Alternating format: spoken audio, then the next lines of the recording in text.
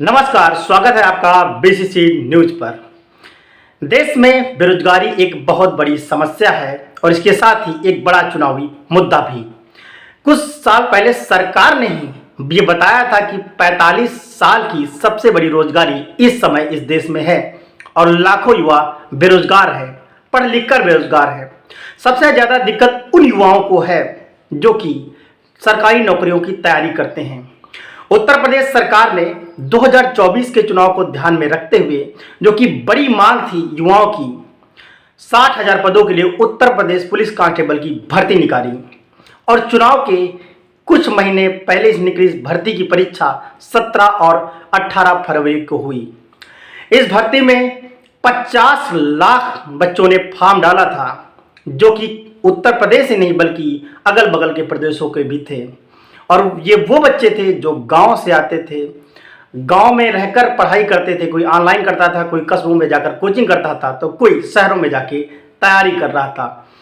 और 17 और 18 फरवरी को जब यह परीक्षा हो रही थी तो अंतिम पाली पूरी भी नहीं हुई थी कि इससे पहले पेपर लीक की खबरें आना शुरू हो गई।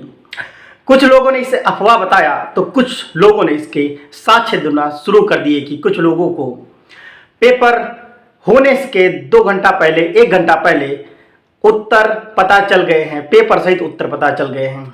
इसके बाद विभिन्न कोचिंग संस्थान जो कि काफ़ी प्रसिद्ध हैं ऑनलाइन प्लेटफॉर्म के, उन लोगों ने आवाज़ उठानी शुरू कर दी और पूरे साक्ष्य के साथ आवाज़ उठानी शुरू की।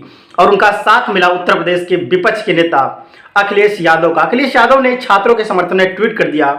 इसके साथ ही छात्र लगातार आक्रोशित हो रहे थे और पेपर लीक के खिलाफ नाराजगी जाहिर कर रहे थे।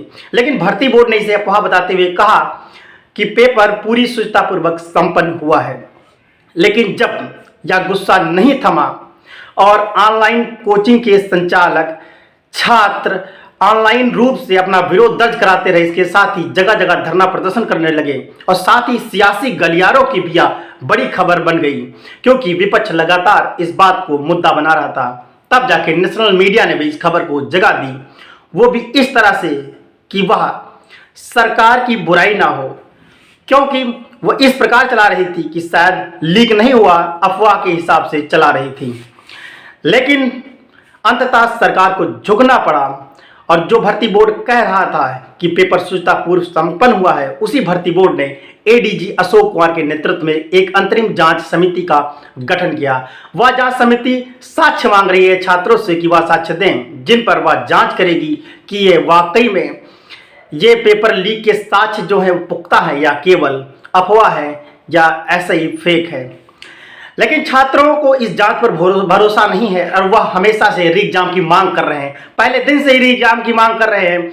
और यह सैलाब ऐसा हुआ कि बुलंदशहर से लखनऊ तक पदयात्रा का ऐलान कर दिया छात्रों ने।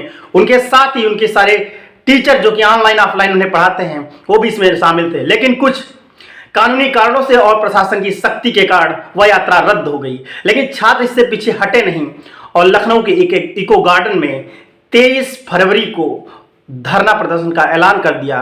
और आज 23 फरवरी 2024 को उत्तर प्रदेश पुलिस की भर्ती परीक्षा को पुनः कराने के लिए हजारों छात्र इकट्ठा हुए हैं, जो कि प्रदेश के कोने कोने से आए हैं और लगातार आवाज उठा रहे हैं कि यह परीक्षा दोबारा होनी चाहिए, क्योंकि उन्हें जांच पर भरोसा नहीं है। क्योंकि उनका कहना है ये वही अधिकारी हैं जो लीक कराते हैं, वही जांच करेंगे। इसलिए जिन्होंने मेहनत की है, जिन्होंने अच्छे से पढ़ाई की है, वो गरीब छात्र, गांव से आने वाले छात्र जिन्होंने मेहनत की, इनका सपना था वर्दी पाने का, जो कि अपने परिवार का अपना भविष्य बना सकते थे, उनका हक मारा गया है।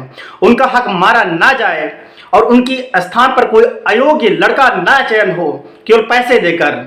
इसलिए ये धरना लगातार जारी है और केवल उत्तर प्रदेश पुलिस ही नहीं बल्कि 11 जनवरी को संपन्न हुई उत्तर प्रदेश आरओ के पर्चे लीक के भी साक्ष्य सामने आए थे। उसको लेकर प्रयागराज में भी 23 फरवरी के ही दिन प्रयागराज के यूपी पीसीएस भवन के बाहर हजारों छात्र लगातार धरना प्रदर्शन कर रहे हैं। बड़ी बात यह है कि क्या सरकार सुनेगी, क्या आयोग इनकी बात सुनेगी, क्योंकि छात्र तो अपना दुख सुनाने आए हैं। लेकिन बड़ा सवाल यह है कि छात्रों का दुख क्या सरकार सुनेगी।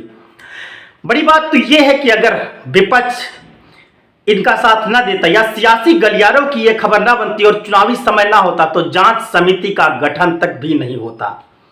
लेकिन अब देखना है कि एक तरफ जब किसान सड़क पर हैं तो दूसरी तरफ छात्र सड़क पर हैं, यानी युवा भी सड़क पर है, किसान भी सड़क पर हैं और चुनाव भी सर पर है। तब देखना है कि आखिरकार इसका फैसला क्या होता है। क्या छात्रों की मांग मानी जाती है? क्या जिस तरह से छात्र आज एकजुट होकर इकट्ठा हुए हैं क्या उसका कोई परिणाम निकलेगा? क्या उनकी मांग एग्जाम की मांग, चाहे यूपी ARO हो या फिर यूपी पी का कांस्टेबल एग्जाम हो, क्या दोनों के परिणाम सार्थक निकलेंगे? क्या एग्जाम होगा या फिर आयोग अपनी मनमानी करेगा? फिलहाल आयोग की जांच की रिपोर्ट का इंतजार है। उसके साथ ही छात्रों की मांग भी जारी है कि यूपीपी और यूपी ARO के एग्जाम फिर से हों।